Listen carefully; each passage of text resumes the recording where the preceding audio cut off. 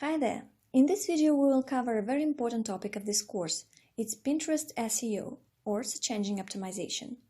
Why do you even apply the term search engine to Pinterest? Isn't it a social media platform? Well, yes and no. Pinterest is something in between, and actually in the last few years it's been clearly moving into search engine direction more and more. Let's think about how we use Facebook, Pinterest and Google. So when you come to Facebook, you usually scroll down the feed to see some more posts from your friends or pages you follow. You're just consuming whatever the feed offers you. And I cannot imagine anyone going to Facebook search box and trying to find anything specific like how to grow a lemon tree in a pot, for example. When users come to Pinterest, they might also consume some content from the smart feed, but a lot of times they come with an intent and a question. They're looking for information just like they're looking for information on Google. The difference is that Pinterest will offer them visual information. And another kind of difference is that Pinterest is younger, and I would say not so smart engine as Google yet. But it is based on search queries and on users' interests, just like Google. Many bloggers feel that SEO is so difficult to understand and implement, but I can assure you that since Pinterest is still learning, it's actually quite easy to get traffic from it using the basic SEO principles. And you don't need to write 4,000 word posts to compete on Pinterest. I'll tell you in this course what is it that you need to do, but it's not that difficult as Google SEO, trust me. And you can see the results very fast compared to Google.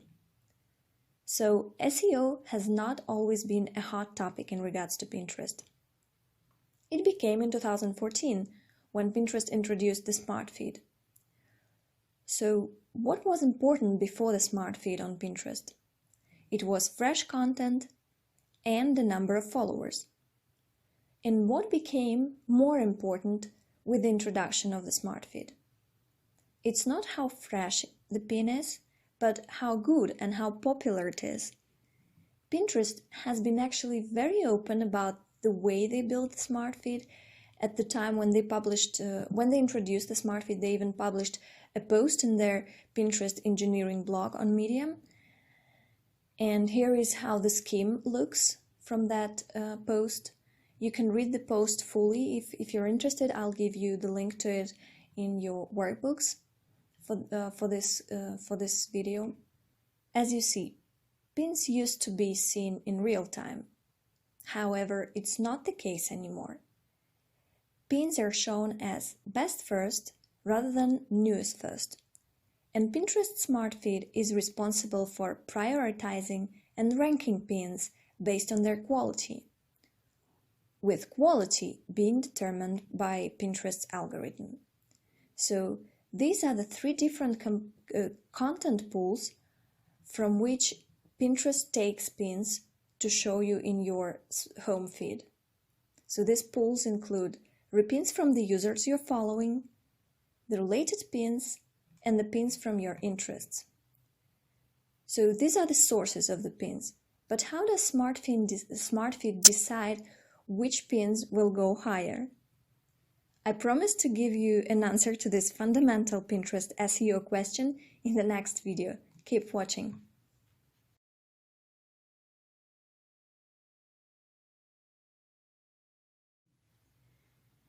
Before we move forward talking about Pinterest SEO, I wanted to give you another link to an official Pinterest for Business accounts page. Just by reading this page, you can get some ideas on what Pinterest likes and how you can make your pins more visible. So this is the link, and I will give you this link in your workbooks.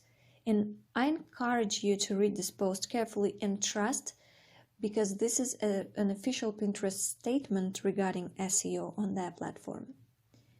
They're talking here about pin descriptions, and they say that optimizing your pin descriptions can have a dramatic effect on Pinterest search impressions. Obviously, they mean here using keywords in your descriptions. Again, a dramatic effect on Pinterest search impressions. Cool. Let's talk about the next point. They also talk about encouraging pinners to engage with your pins and eventually visit your site.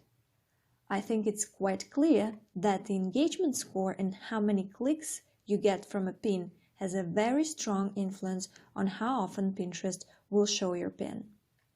Another thing I wanted to focus on is in this post is that Pinterest doesn't want to see keyword-stuffed descriptions. They want your descriptions to be user-friendly, even if you include keywords, it has to be still user-friendly. Pinterest warns you that pins with keyword stuffing may be demoted in search. I think it's a serious warning. I'm sure you could argue with me here, because you've seen many pins in Pinterest search results which are clearly keyword stuffed. Yes, it's true that currently Pinterest shows such pins quite often and quite high in search results. I see them myself very often, but we also know that Pinterest is still learning and evolving. We never know when they release a next generation algorithm and start penalizing your pins with keyword stuffing. This might happen at any moment, and I want you to be aware of this. I usually write about 70% of my pin descriptions as a user-friendly text, and I try to include as many keywords as possible in this user-friendly text. If some keywords are still missing and they're very hard to include in a normal text, in the end of this text I might add this keyword separated by a comma, and then I will follow with some hashtags, also keyworded hashtags. By the way, about hashtags, Pinterest allows using them since 2017, with a maximum number of hashtags per pin. It's limited to 20. This is the official limit. I don't add more than 6 hashtags though per pin. I just want to be safe. Another interesting point in this post is about pinning daily. Pinterest says pin daily to maintain a healthy stream of content, but be careful not to overwhelm your followers with too much content at once. So they say you want pinners to engage and interact with your pins on a daily basis. Let me just translate this to our simple language. So I'm trying to read between the lines here. Imagine you have a session of 2 hours pinning non-stop 1 time a week. Some bloggers do this. They think that it's better this way. It's better for them to organize their time this way. 1 time a week on Saturday, imagine they have time and they just sit and pin for 2 hours. What happens? You just push too many pins simultaneously. And not many users will have a chance to engage with your pins during these 2 hours. Overall, this will drag down your account's engagement scores, and Pinterest will consider your account quality as low. Now let's talk about 4 factors which are known to influence your traffic from Pinterest, and this is for sure that these 4 factors work. The first one is pin quality. So pin quality includes such factors as close-ups, repins, tried, and the quality of image itself. It has to be a vertical image that stands out and gets a lot of attention and a lot of clicks. I recommend you to watch carefully the video I made on how to create engaging pins in Canva. It will really help you create viral pins in the future. Some of you don't even know, when I mentioned here this tried, don't even know what it means. Maybe you've noticed some comments on Pinterest, but tried it, I doubt. So I open a pin and I see here many comments and tried it photos. This happens usually with every popular pin. You will notice it's a pattern. If a pin is popular, if it shows up high in search results, most probably it has a lot of comments and tried it photos. By the way, it doesn't matter if these comments and photos include some spammy links. Pinterest doesn't penalize you for this as a pin owner. It just counts everything as engagement. So whether it's spam or not, it's still good for you, for your pin. Let's take a look at some of my own pins. This one I don't consider a successful pin.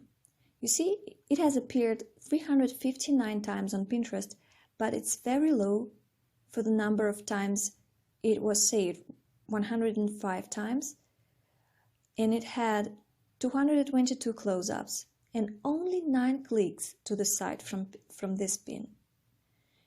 Do you remember I mentioned that engagement, in particular how many people go to your site from the pin, matters a lot for Pinterest.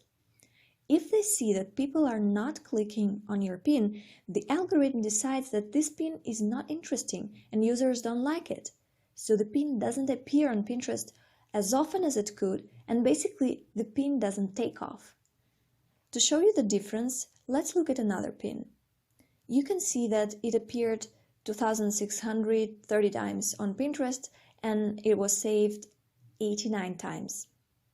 Okay, just to remind you, that one was saved 105 times, so it was higher, the saved numbers. What I notice interesting here is the correlation between the saves and clicks to the site for this pin. So it was 89 saves and 75 clicks, so much better compared to the other pin, which had only 9 clicks after 105 saves. So we talked about pin quality. The next point is your website quality. Pinterest can see how popular pins from your websites are, and it learns with time, it learns whether your site is a source of high quality content or not. So we already talked about having a business account, verifying your site, and enabling rich pins. If you haven't done that, then basically Pinterest will never know and will probably not collect any information about your website quality. So you really want to have rich pins enabled to send all of this information from your site to Pinterest. Obviously, Pinterest is tracking all the data about all your pins and makes some conclusions based on this aggregate data. The algorithm understands with time whether your site has high quality content or not. And I believe that Pinterest learns a lot about your site quality from the number of pins created by users directly from your web pages. I mean, when a user is reading a post, likes some image, and wants to save it to a Pinterest board directly from your site. That's what really demonstrates that people like your content and they approve it highly enough to share it on a platform where many other users may see what they have saved. Roundup posts work wonders specifically for this reason. Pinterest makes your pins viral when users create many pins directly from your page. I'll speak about this in detail in the video about viral pins, and I have to be honest, it's one of the keys to your Pinterest success. So in every possible way, you have to ask users to save pins from your site. That's what I do in the end of every post. I have a beautiful pinnable image, and in text, I say, if you like this content, maybe you want to check it later, maybe if it's a recipe, maybe you want to try to make this recipe later. So I encourage users to save it. I even give them a hint to which Pinterest boards they should save it, because when I'm giving them this hint, I'm suggesting the name of the board, because it is important from the SEO point of view that people save my pins to relevant boards. For some users it doesn't matter, but if I give them a hint like that, maybe they will use it, and if they use it, it's really good for me. All right, so the next point was your account quality. Remember when I showed you Pinterest recommendations to business account owners? So don't forget that post, it's really important. And they were speaking about keeping the content fresh. They talked about pinning daily to maintain a healthy stream of content, but being careful not to overwhelm your followers with too much content at once. So I have to remind you that if you pin too much content at once, it will drag down your engagement scores, and this will be reflected in your account quality for Pinterest. So it's engagement scores of your pins. What also matters here is how many boards you have, whether these boards are keyworded or not, and whether they have pins with high engagement scores sitting on those boards. Then another thing is consistent pinning. You need to pin every day, throughout the day. If you cannot pin on some days, you might want to use schedulers. And you need to try to do everything that an ordinary Pinterest user does. I wanted to really emphasize this. It's not only pinning that you have to do on Pinterest. Because when you're just pinning, you're working there as a Pinterest marketer. You're not working as an ordinary user. You need to repin the content of other people. You need to do some search on Pinterest from time to time. Yeah, just put on a keyword and just do some search. You need to comment on some pins, and you need to engage with pins from time to time. You can leave a like. You can scroll down the Pinterest smart feed and repin something from the smart feed. You can check the notifications that Pinterest sends you and engage with those notifications and see what they suggest you to do. You can try to find popular pins to add them to your relevant boards. Here I want to send you to the secret bonus number 1, and you can see how you can know for sure which pins are popular. Then you can go to explore trends and repins from there from time to time as well.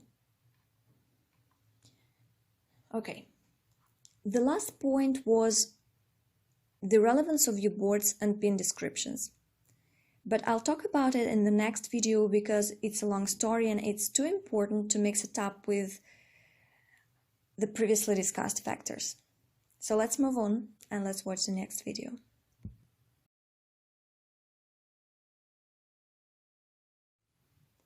Relevance of your boards and pin descriptions. That's what I promised you to talk about in the next video. But these are just a cherry on the cake. You have to learn so much more about Pinterest SEO before we talk about adding keywords to your boards and pin descriptions. I'd like to start with some theoretical and fundamental things which are often ignored in any free Pinterest tips shared on the internet. If you don't understand the science behind Pinterest SEO, you will only know how to repeat certain methods suggested by other people, but you will not be able to feel or foresee the possible changes in Pinterest's algorithm. And you will inevitably miss some important changes when they come up, and you will keep doing some things wrong when Pinterest already moved on to another algorithm release. If you know something about SEO, you probably understand that the only way for a search engine to find out what your content is about is by reading your text and keywords. If it's about analyzing your images, Google reads the alt tag and keywords that are added to those image textual descriptions. So just like Google, Pinterest checks your image descriptions and pins appear in search depending on the keywords added to the image descriptions. I wanted to show you a post on the Pinterest Engineering official blog where they explain how they're assigning interests to pins. You will find the link to this post in your workbooks as usual. You probably noticed that I pay a lot of attention to Pinterest's official information regarding SEO, and I don't even need any additional experts' opinions to understand what Pinterest wants me to do to get more traffic. So I read this post carefully and found particularly interesting this paragraph. For each pin, we collect the following text with its source. Text is an important feature in the machine learned classifier, and then they show you which exact sources of information they collect about for every pin. First thing is title and description of the pin. Then it's the link text, which is the text of your post URL. Here we go. I knew that Google likes when keywords appear in the page URL, and now we know that Pinterest likes it as well. Then it's the board name, which is also important. We can make a conclusion that pinning to relevant boards which are keyworded according to what your pin is targeting is important for your pin's success. We may also suppose, based on this, that group boards which don't have any particular topic, such as best pins of the day, for example, to which anyone can pin about everything, they hardly help your pins to take off because they are not keyworded, the board descriptions. Then Pinterest mentions here link alt text, image caption. You probably don't recall what is this image caption, so let me show you where it is in WordPress. Also, they analyze page title. It should be in your H1 tag. It's the post title you show to users, and it can be different from your SEO title. In this case, they call it the page meta title. Page title and descriptions are defined in Yoast SEO plugin. They also appear on Pinterest with your pin. Let me show you the anatomy of a rich pin on a screenshot. Here is the page title. SEO title goes here. This is your SEO description, also defined in Yoast SEO plugin. And here is your pin description itself. Where does this pin description come from if a user is saving it from your site?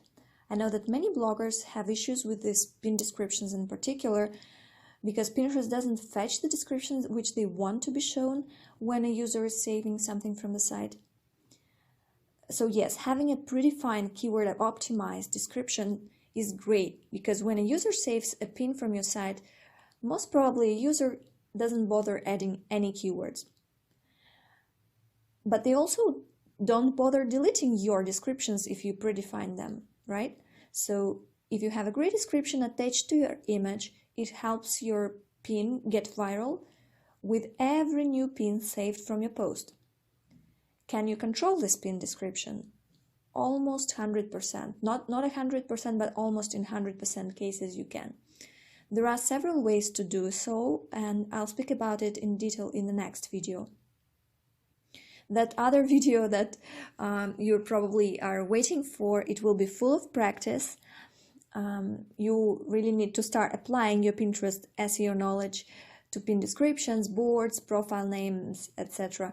But before we start optimizing your Pinterest account, you first need to learn how you can do your Pinterest keyword research, right?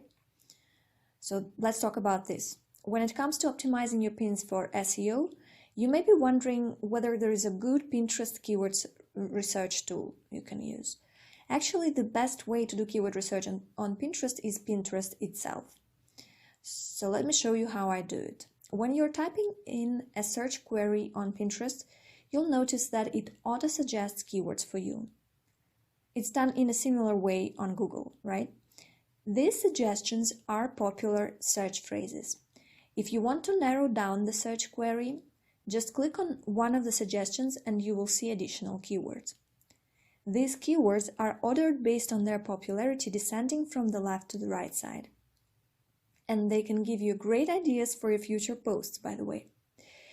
If you need to reorder some keywords in a phrase to make it sound natural, you should definitely do it if you're using it for your post title. For example, in this case, you wouldn't call your post vegan recipes dinner, right? You would make it vegan dinner recipes. Unfortunately, you can't see the exact number of searches for keywords on Pinterest, but just recently Pinterest started showing very approximate keyword volumes in advertising accounts. You don't need to pay for ads, don't worry. If you want to use ads account, you just need to have a business account on Pinterest, and then you need to start creating a campaign. It doesn't mean that you have to actually start running a campaign. You just set up some daily limit, whatever number it is, and you're required to give a name to your campaign. Okay? As soon as it's open, you don't need to fill in anything else. You just need to move straight to keyword suggestion tool. In here, add the main keyword you are looking for. In this tool, in our case it's vegan, and this tool will suggest additional keywords that are popular on Pinterest. As you see, it's not a very accurate tool, and you can notice that Pinterest shows that for most of the keywords it's over 1 million monthly search volume. They don't specify if some keywords have over 2 millions or maybe over 10 millions search volume. We don't know that. Maybe they will show this in the future, hopefully. It would be really nice. But even if it's as it is now, it's quite useful. As you can see, a lot more keyword suggestions. Some of them will not even show among the first 15 suggestions on Pinterest search tool, which we just checked earlier. But here you can see that they're quite popular. They have over 1 million search volume, so you can use them as well as your post titles. If you're trying to understand more generic niches which are popular on Pinterest, you can look at Pinterest categories and drill down into topics to see how many people have indicated that they're interested in this topic. This will give you an idea of how popular any given niche on Pinterest is. Let me just show you a couple of niches for you to understand what works for Pinterest audience better. Check out first travel, and I will niche down to family travel. So we see here is 135,000 followers. Now let's get back to categories and narrow down to health and fitness niche, and then to fitness. It actually surprised me to see the difference between these numbers of followers in these two categories. So fitness has over 37 million followers that are interested in fitness on Pinterest. Now you know why vlogs covering this niche get lots of traffic from Pinterest. Alright, in theory you know a lot about keywords on Pinterest now, but you still need to know what to do with them and where to add them, right? And I'll cover that in the next video. Keep watching!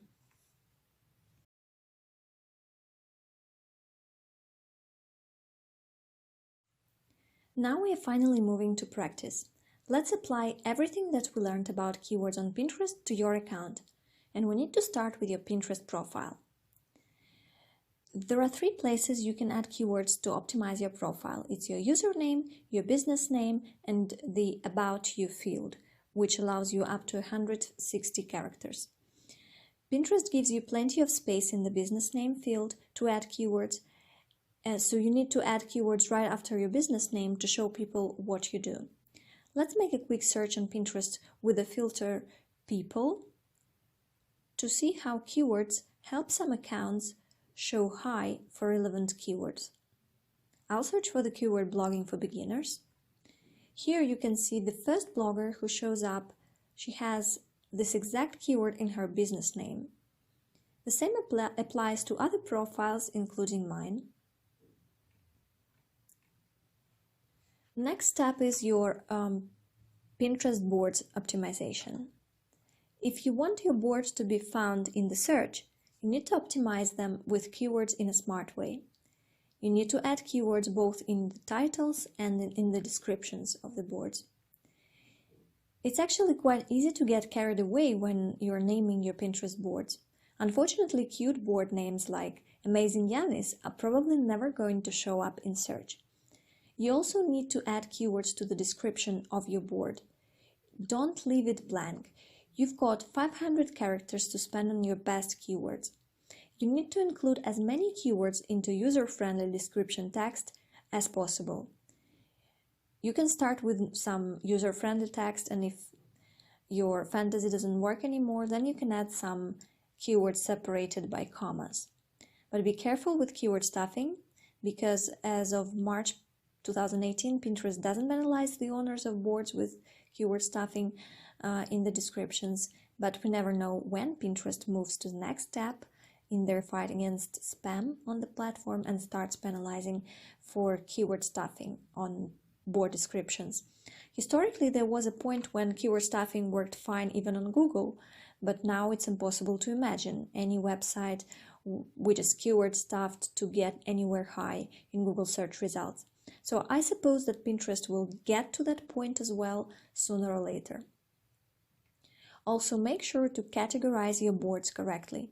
If you're pinning some blogging related content to a board that's categorized as food, you're sending conflicting messages to the Pinterest algorithm, and eventually neither your pin nor your board will end up doing well because of this.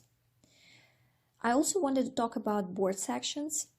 They were rolled out on Pinterest in September 2017, and it looks like they're here to stay. Basically, board sections are like boards within boards. Here are some suggestions on how you could use them. You could use them to showcase the best pins in different categories, or if you have some recipe boards, you can use board sections to sort them by meal type or by the location of the cuisine. So don't forget to include some keywords in these board sections, even if they are not included in Pinterest search right now. In the future, probably they will be. Otherwise, why would Pinterest even introduce them? I promised you that in this video you will have some practice, so here is your first homework for this course. You can find it written in your workbooks as well. The first task will be to check your profile. Is it optimized for some keywords?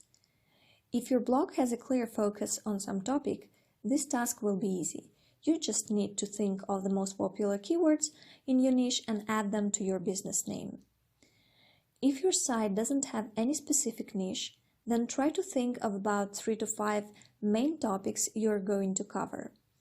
If it's a lifestyle blog, then possibly you might think of some more specific niches like fashion, beauty, or health and fitness. So choose at least some topics and add them to your business name in the profile to include at least some popular keywords which might appear in your future pins. If you already know which topics you're going to work on to generate Pinterest traffic, that's great. Now you need to make a list of the 5 popular keywords reflecting these topics and create 5 new boards including these keywords.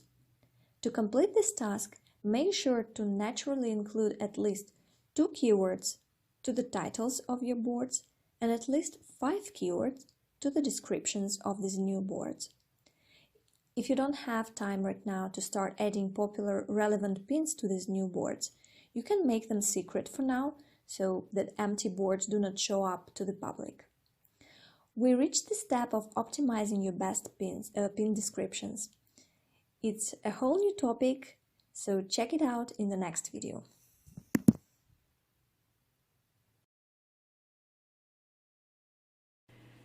Now let's move to the step 3 in your Pinterest SEO strategy. It's optimization of pin descriptions. Now I have to mention that by the end of 2017, Pinterest stopped showing pin descriptions in search results and in the Smart Feed. What we are seeing for the majority of pins right now are pin titles. See, I'm looking at the search results for how to start a blog keyword, and one of the titles we're looking at is the simple plan on how to start a blog in 2019. So you might be thinking that you're looking at a pin description, but no, it is the post title over here. See, I just opened the pin and that's the post title.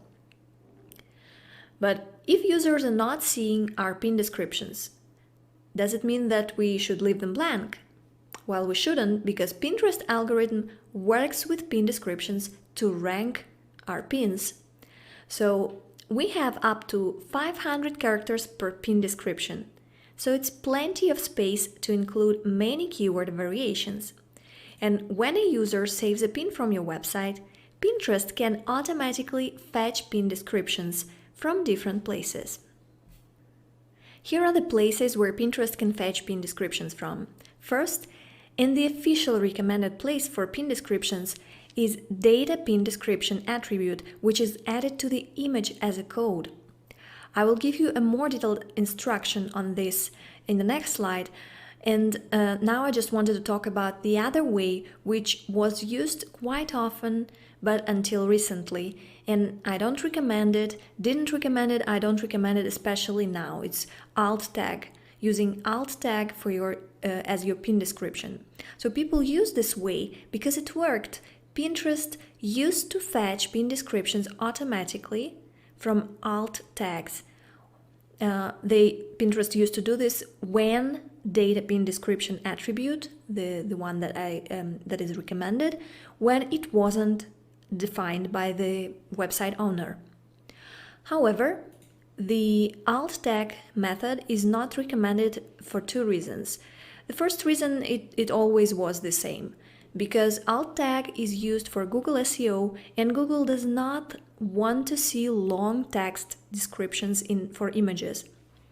And for sure, Google does not like hashtags in alt tags. So how are you going to write competitive Pinterest pin description for Pinterest if you cannot use hashtags, right? And the second reason, it appeared just recently because Pinterest stopped fetching pin descriptions from alt tags. It happened around March 2019. So instead, Pinterest widget button is now fetching post SEO title and offers it as a pin description to any user who's trying to save a pin from your site.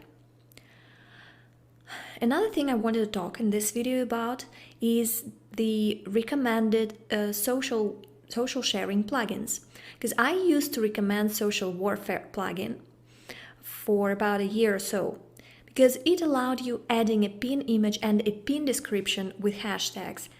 So you could define which image you want to be used if any user is saving an image from your web page. But this plugin had way too many issues in the last year. And so I personally migrated my social sharing buttons to Social Pug plugin. The transformation was smooth. Social Pug has a premium version for $30 per year for one site at the moment.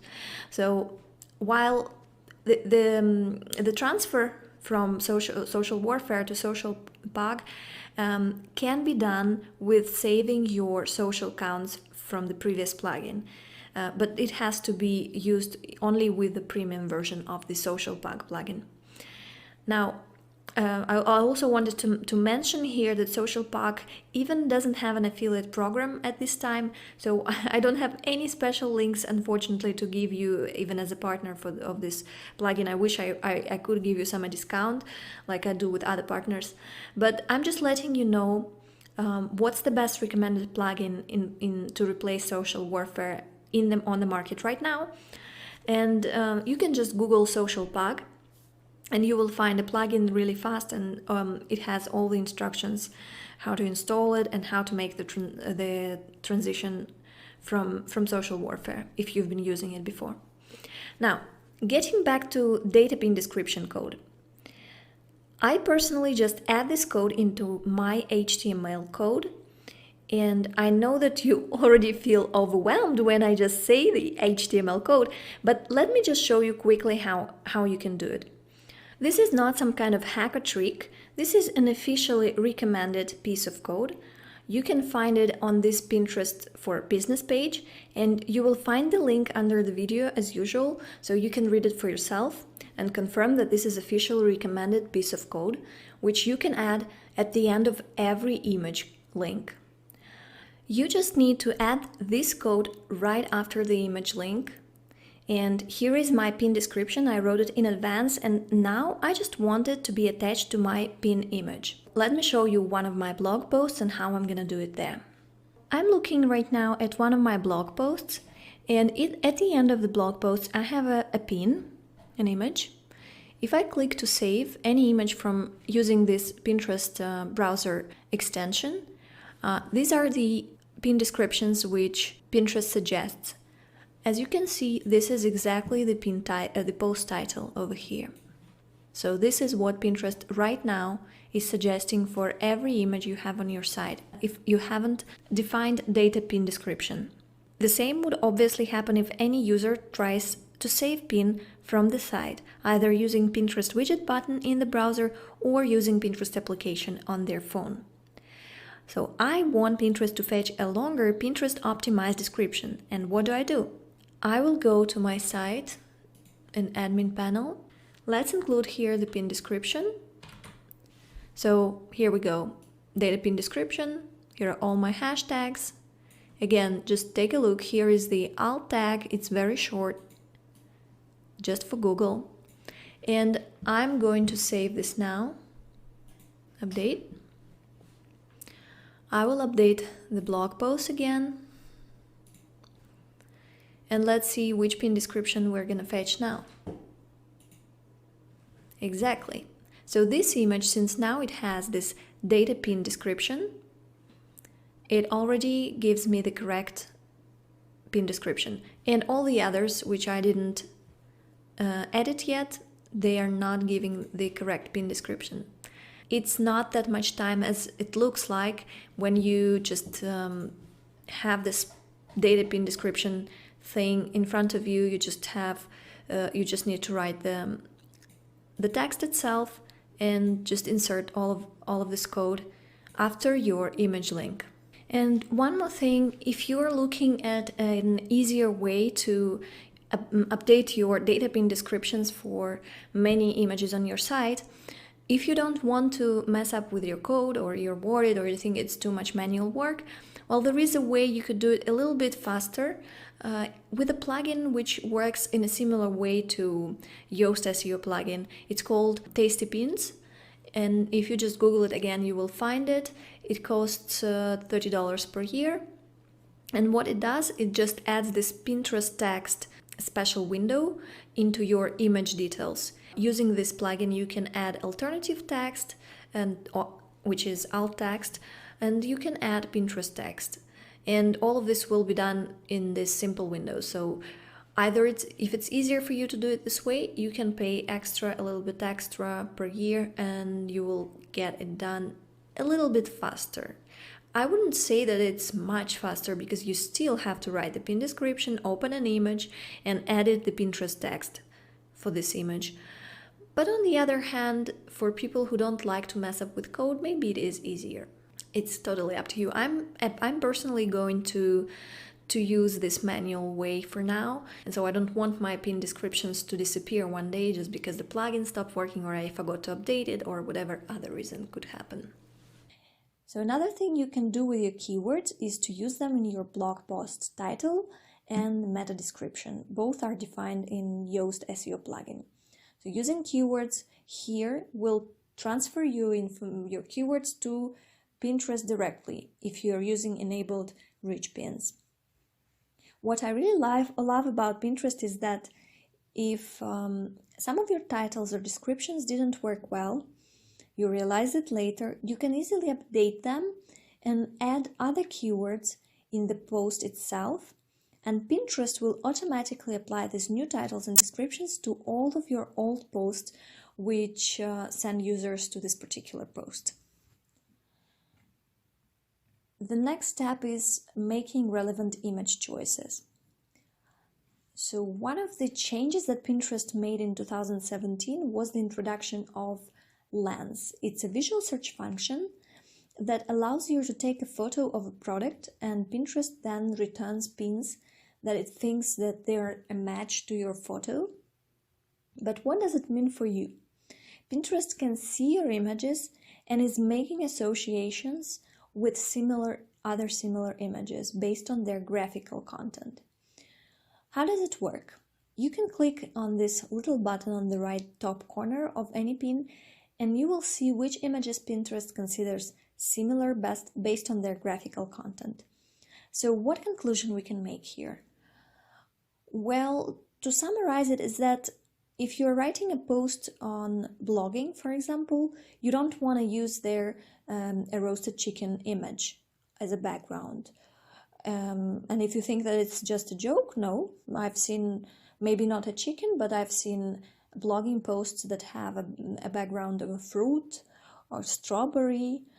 Not many people take this final step and take the time to keyword their image names, but it's actually very easy and doesn't take much time and makes it easier for yourself, and it works well also for Google search optimization. So rather than allowing your image to have some random letters and numbers as a name, you can change it to something meaningful with keywords in it. For example, you could call it chocolate cake dessert. So you included all the keywords that you need. And the last step is your optimization of your hashtags. So as you know, that hashtags were introduced back to Pinterest as an approved practice again in 2017. Yeah, many changes happened in 2017. So make sure you're choosing hashtags which are relevant and specific to your content. And when you're saving a pin, if you type the hash sign and start entering the potential hashtag keyword, Pinterest will show you a drop-down list with a number of pins associated with each hashtag. One thing that many bloggers don't realize about hashtags is that in hashtag search results, Pinterest shows only the newest pins first. This means that hashtags can only improve visibility of the most recent pins. So basically there is any point in updating your old pins and adding hashtags to them. Those pins will not show up in the Pinterest hashtag search results since they're old. I personally don't give a high priority to hashtags in my pin descriptions. If you have to choose how to better use your 500 characters in the pin description, give more space to keywords without hashtags. It's my recommendation.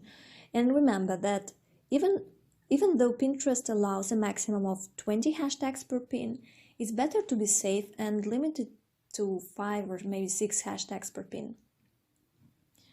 Well, I know that this video was very rich in information, and if you need to watch some parts again, it's totally okay. That's the beauty of an online video course. You will never miss any detail, and you can watch the recording again when you need to confirm something. And your homework for this lesson is to find 3 pins which you created some time ago. It can be 1 year ago or maybe a few months ago, which didn't take off and it doesn't seem to bring you good traffic. You might think about some other keywords for those pins close to the ones that you already used in the pin, but still different, slightly different keywords. And then create a new pin from your post. The image can be exactly the same if you wish, if you think that it's a good image. If you don't think, it's better maybe to update the image as well. So add new keywords and make your pin descriptions as long as possible. As you remember, you have up to 500 characters. Also include 3 to 5 hashtags if you didn't have them in the old pin. And if you're starting and maybe you don't have any old underperforming pins, then apply the same task to some 3 new pins. Don't forget that when you're saving these new pins, the boards to which you're saving them need to also include some of the keywords, right? You're targeting in your pins. We're talking about the relevance of the boards. You can drop a link to one of your new pins in our Facebook community and ask others to give you some ideas on how you could improve the pin. I'll be there as well to give you my suggestions.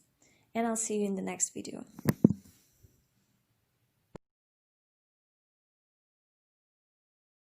Now let's get to practice. I wanted to show you a real example of one of my posts and the pin which I created for it. So you can see everything step by step, from getting the idea of which keywords can possibly work well, to finding related keywords, creating the title and description for the post, and the description for the pin itself. I'll show you my flow of thoughts, why I chose this specific topic for a post, how I thought in advance about monetization and about the potential traffic I can get with this keyword. So here is the post, and the topic I cover in it is work from home jobs. First, how I came up with the idea that this topic can be popular. I read many income reports from other bloggers, and I noticed that Many of them have affiliate offers from survey companies and online jobs, which give great commissions to these bloggers. So I thought, all right, they make money with it. Why wouldn't I also explore this opportunity? Then I checked in which posts the bloggers advertise these offers. So they're mostly about work from home jobs, about online jobs, about the ways to make money online. So these are basically the keywords I'm telling you. And I saw that some bloggers have over 10,000, maybe even 20,000 repins on some of these posts. So it seems to me like the topic has a great potential to generate traffic from Pinterest. Then I go ahead and I search for the keyword which I want to target. I search on Pinterest first of all. And so I'm looking for work from home. And here Pinterest shows me some additional keyword combinations. So from left to right, the most popular ones should be legitimate work from home, data entry work from home jobs. All right, so these are the keywords I want to use in my post's title, description, in the pin's description. Now I will scroll down to the search results that are shown below on Pinterest, because I know that Pinterest sometimes shows me additional keyword suggestions, and here we go. We can see here make money from home, work at home jobs, side hustle, saving money. So these could be additional ideas for keywords to use in the future posts, but I also can use them in the descriptions of the pin or in the SEO description of the post, since I want to explore this topic and cover more keywords, and I want to give a potential for my pin to be found for different keywords. Now, when I scroll down the search results on my computer, I cannot see the repin counts for these pins. But if you check the Pinterest secret number 1, which I shared with you in the bonus section of this course, you will be able to see something like this, like what I'm showing you now. So these are the pins which have the highest repin counts, and they appear high in search results on Pinterest. The number of repins can show you approximately how much traffic these bloggers received from Pinterest. You can look at the pins to see which ones work the best. You can also click through to the blog posts to see how these bloggers are making money from this content. Is it through ads, or maybe they're using some affiliate offers, or maybe they're selling their own products around these keywords? You will easily notice, if it's affiliate links, you will easily notice that bloggers try to attract more attention to some of the offers. So that could be because these offers are paid better. So you can try and make a research on how you can apply for these affiliate offers to become as well an affiliate. Now, I will use one of the Google keyword research tools to make sure that I'm working on a keyword which is not only working to attract Pinterest traffic, but can also potentially get some good Google traffic. So I'll check the monthly keyword volume for work from home, and I'll go to Keyword Finder to see the suggested keywords. I know that the keyword difficulty is quite high, but for the work from home, but I will work with this keyword anyway, because I know that on Pinterest my domain authority doesn't matter as much as it matters on Google, and I will get Pinterest traffic anyway with this keyword.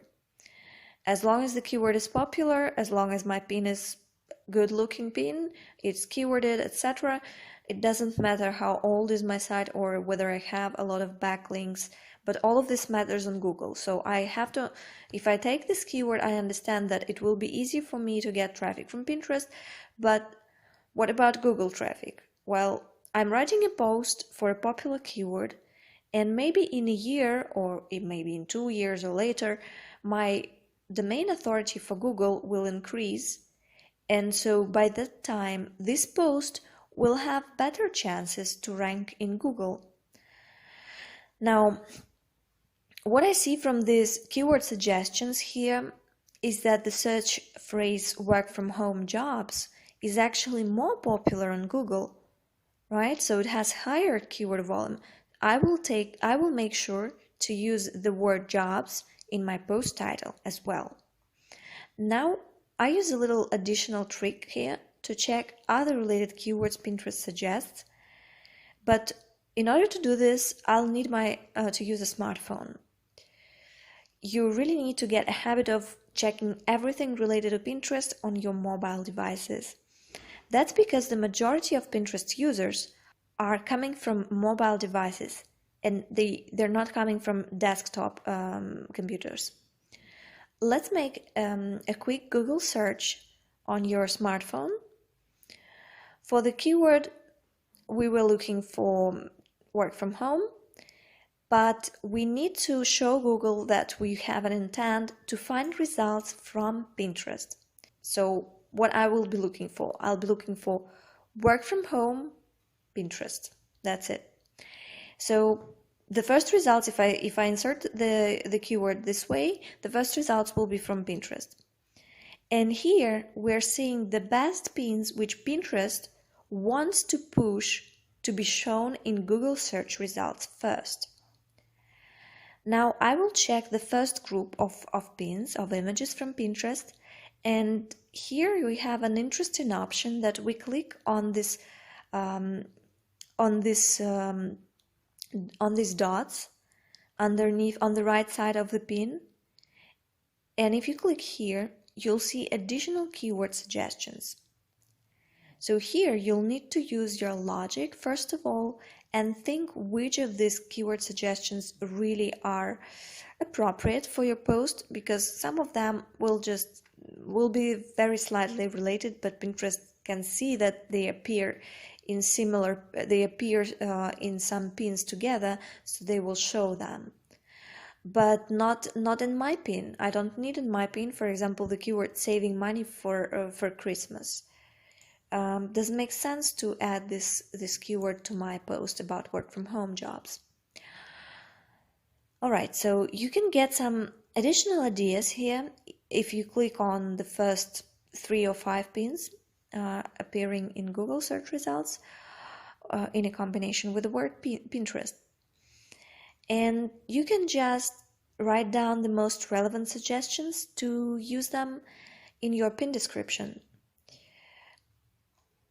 Now let's apply the keywords we found to the pin itself, to the post title, and to the description of my post. So here is the pin, how it looks. We can see here where is the title of the pin, and that the main keyword is very close to the beginning of the title. You should always try to put it as close to the beginning of the title or of the description as close to the beginning as possible. This is your SEO title, which you defined in Yoast SEO plugin. Now let's take a look at your SEO description. It also comes from your post. And what do I have here? You can see that I used additional keywords such as make money at home, make money online, data entry, legitimate ways to make money online, side hustles, part-time jobs. All of these are related keywords. It's actually 7 additional keywords for which your pin can possibly rank on Pinterest because you included these keywords in your description. Then I also need to think about the pin description itself, right? That was the description which comes from your post. Now we're looking at your pin description. When you're saving the pin from your site, you will need to add a pin description. And you have 500 characters on this one, so you can include plenty of keywords. So let's take a look at what I've done here. I have keywords work from home, legitimate work from home data entry, and online surveys. So these are the keywords that are also related to the main keyword, plus I have 4 hashtags also with the relevant keywords included. Everywhere in all my descriptions looks pretty natural. It's not just a list of keywords as you can see. I believe that what makes it possible and easy to write it in a more natural way is the fact that I use so many additional keywords, so I don't have to repeat the main keyword work from home 7 times. I just replace it with similar keywords like these keywords as ways to make money, part-time jobs, side hustles. And now let's move to the text overlay of the pin. You can see here that I also include the same keyword, work from home jobs. And by the way, the image background, I use a woman working on a laptop, which is very well associated with work from home jobs, right? Let me go to the post now. I wanted to show you the image title because if you remember, Pinterest takes all these things into consideration as well. Alright, so I go to the admin to show you this image, the pin in my media library, and here you can see that the file's title has the keyword work from home in it as well. It's not just some random numbers, not some random letters, it's the keyword that I want to include in the image title. And then I also worked on the alt description of the image, which, as you can see, also starts from the same keyword, work from home, and then I get other keywords to earn extra money online, etc. And on the next step, I need to save this pin first to the most relevant board. It has to be my own board because this way I can get the credit for creating this new pin. Luckily, I even have a board with the exact keyword work from home in the title, so that's where I'm going to save this pin first. I will also save the pin URL to my Excel file where I have all the original, I call them original pins, because then I will need to repin this pin URL to all the relevant group boards, and I always try to repin this specific pin URL to help it grow the direct repin counts faster and to give this the original pin, the initial boost, which allows it to become viral. That's it. Now your pin is fully optimized and ready to generate Pinterest traffic. See you in the next videos.